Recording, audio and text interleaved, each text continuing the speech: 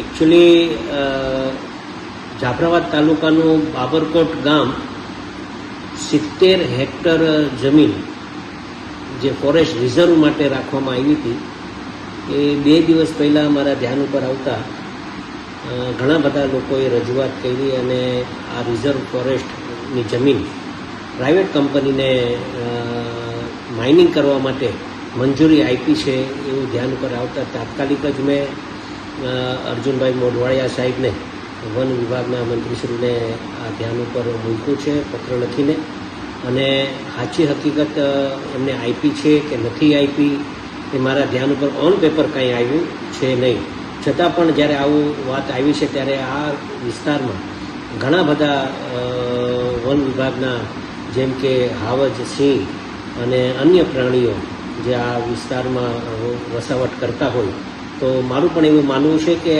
તાત્કાલિક જ જો કદાચ આવું થયું હોય તો આવું ન થાય એના માટે પણ મેં સરકારશ્રીને એક પત્ર લખીને ધ્યાન ઉપર મૂક્યું છે,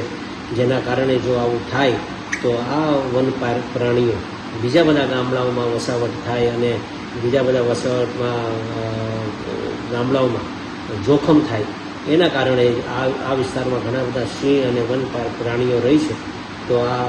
લીઝ ન આપે એવી મારી પણ માંગણી છે. અને આ